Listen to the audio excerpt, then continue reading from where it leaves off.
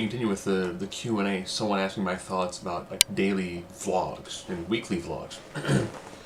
Now, when I was growing up, I was born at the end of the 70s, there was a big concern when we started having street cameras. I'm talking traffic cameras. And all of a sudden, the government's recording everything that it is that you're doing. They're putting cameras everywhere. We don't know the status being stored. We don't know what the government is doing. People were afraid to sign the sign pads for credit cards because it's how the government tracks you. Which is kind of odd now, because now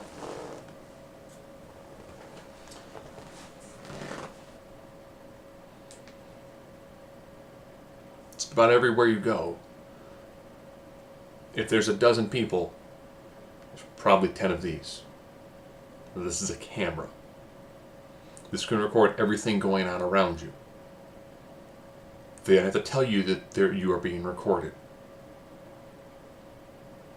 And there are people who, I think it's almost a generational thing, have decided that they're willing to trade privacy for popularity. That they're willing to put out a lot of themselves, either daily or weekly, of just, this is what it is that I do every single day. Some of that is based on, I want to say it was late 80s, early 90s, is when reality TV actually started. But go back and watch some of the first seasons of The Real World. They're dull, because they didn't give them anything to do. They put people from all over the country into a house, and they had a camera crew filming them. It wasn't until later they went, if we gave them a specific thing to do, and then we hired people to review the footage, and people with degrees in psychology to find people who we could manipulate to make explosive situations, to make these really bombastic things that would happen. It's like, oh, well, you don't like, Mexican people. We're going to put you with a guy who's super over-the-top Mexican and watch you two implode. Maybe find middle ground. We don't know. We're hoping you implode because bad things lead to more eyes. Right now, it's anything that's done from a negative standpoint on the internet, it gets a lot more clicks. So, circling back, that's kind of a backdrop to it. I do have a Twitter account. You follow me on YouTube, it's the same stuff.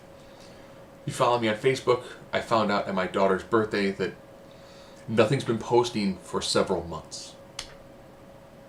That's how often I'm on Facebook. That's gone almost, probably close to a year without anything showing up on Facebook. And then I know people who are on it every single day, multiple times a day, posting everything about their lives. Or posting large portions of their lives.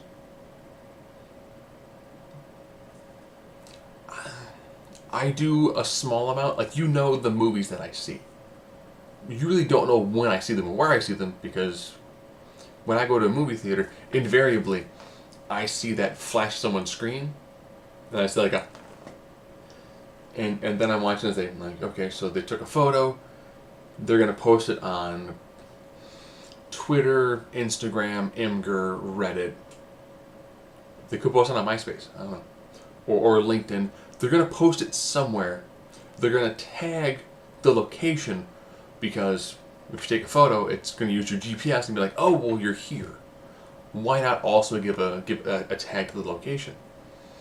So now people who are looking at your information now know specifically where you are and what it is that you're doing.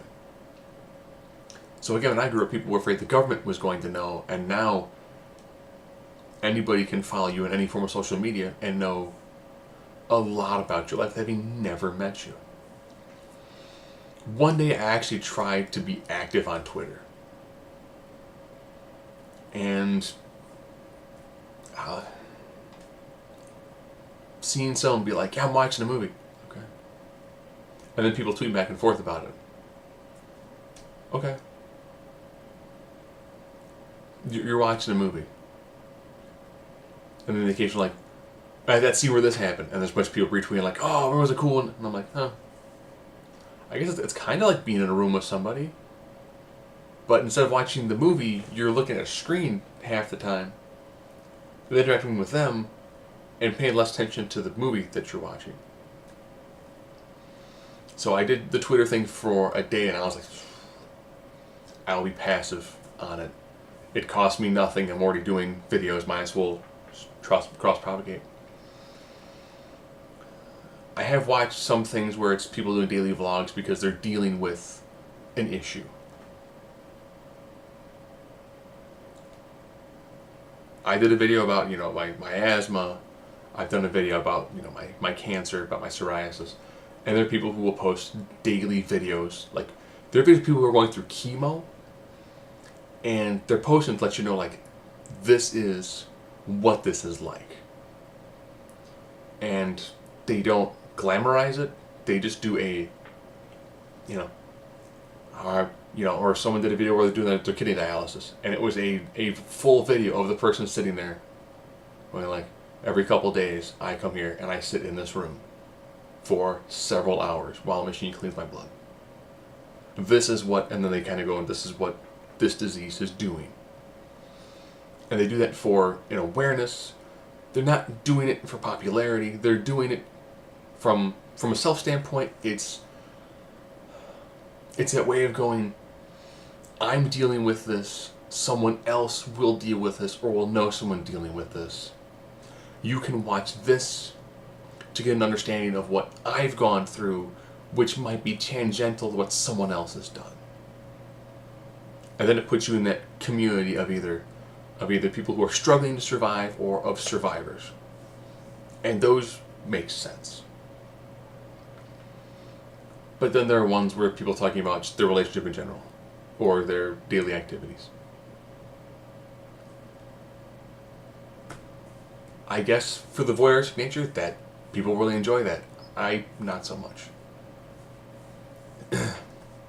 A lot of what I see now is people, everything has to have an immediate reaction. Whether it's someone yelling something out on Twitter and then getting a bunch of other people all aggravated about it, or it's reading something and then doing a Facebook post about something specific, about why you're angry about something. It's normally less about why you're happy. It's normally about why you're angry. And people who do daily updates about things that are wrong.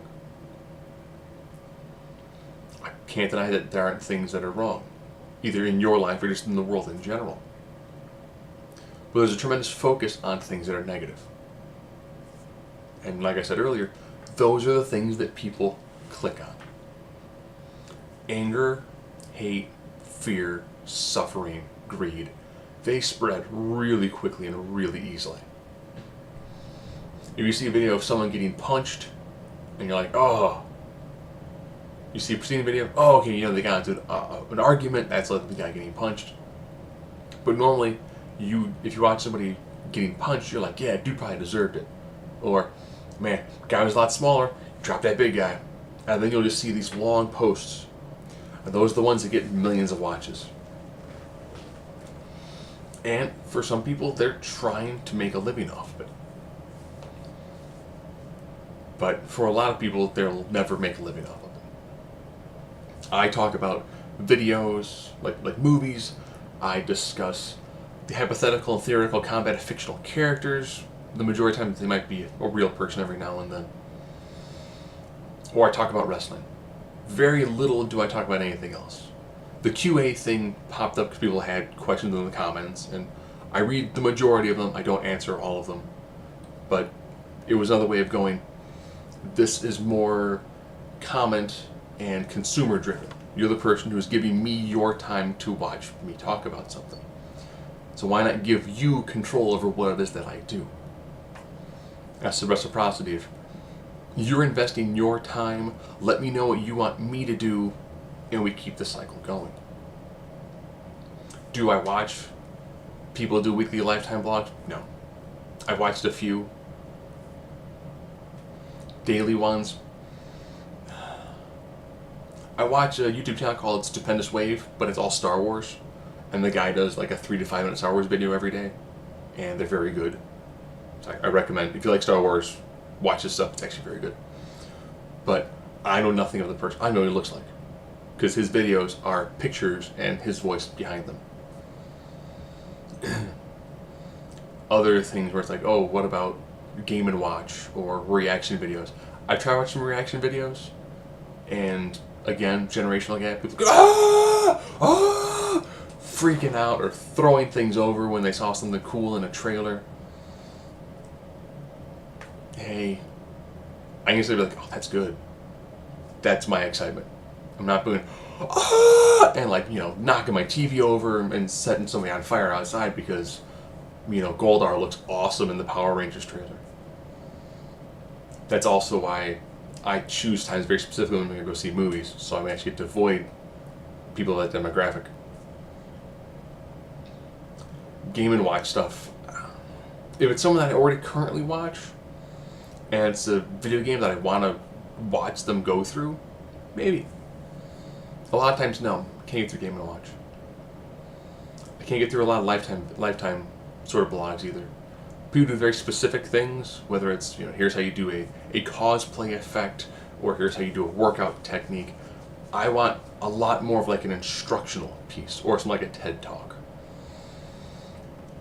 Give me something that's got a nice, coherent, here's the beginning, here's the middle, here's the end. If I enjoyed it, cool, I'll subscribe. If you have a topic that makes sense and I want to watch it, I'll watch it.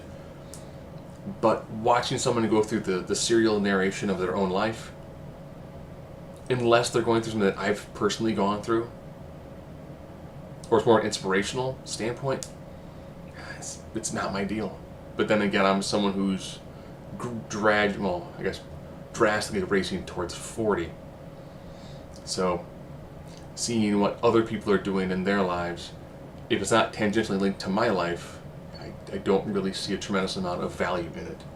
If it's someone who's going through something that's entirely obtuse to anything that I've actually experienced, I'll watch it to get an understanding of, here's what someone else is going through. But again, those are very specific, very pointed moments, not something I watch, more cross-section, that's something I watch from a longitudinal standpoint.